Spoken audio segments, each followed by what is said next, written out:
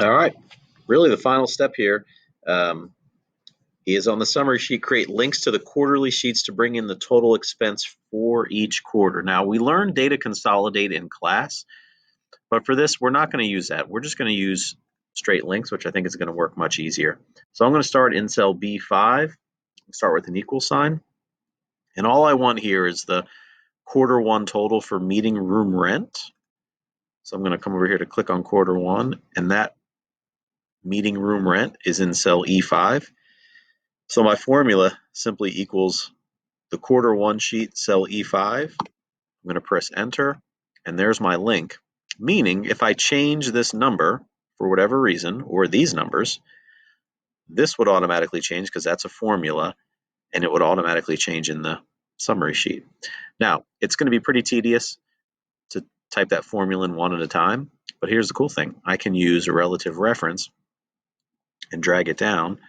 1160, 1290, 1525, and if I go back to quarter one, you can kind of see what it did, right? So you can certainly do that 3 more times. I'll show you a better way, but if this works for you, you could certainly say quarter two, meeting room rent. It's going to be that 1245. But some of this is just making this, we want this to go much faster than what it's done. Well, what you can see here is I went from Q1 E5 to Q2 E5. This is going to be Q3 E5, Q4 E5. So if I drag that across, it's going to give me zeros. We got to change a few things, right? We have to change that to Q3, quarter 3, excuse me, and that would be E5. And there's my answer.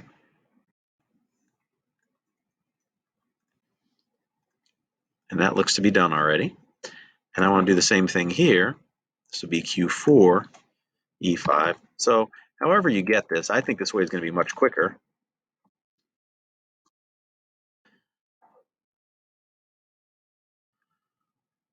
And just to make sure I'm right, I'll go back to Q4. There's my 1070. There's my 1459. Looks like I got it. It's pretty cool. And then I quickly want to do totals, which is going to be my auto sum again.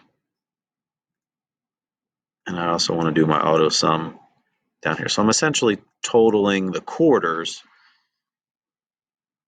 to get to that. And that's a really quick way. And the biggest thing is I have links, as you can see. So it's all linking back to these sheets. So any change I would make would automatically change on the summary sheet. Last step is including a footer on all sheets with your name, the current date, and the file name. And you kind of know where we go to do that, but I'm going to group my sheets together again. Go to my page layout,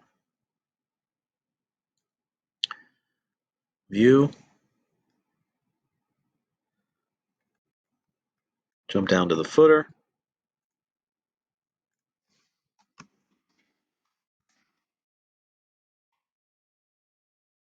current date,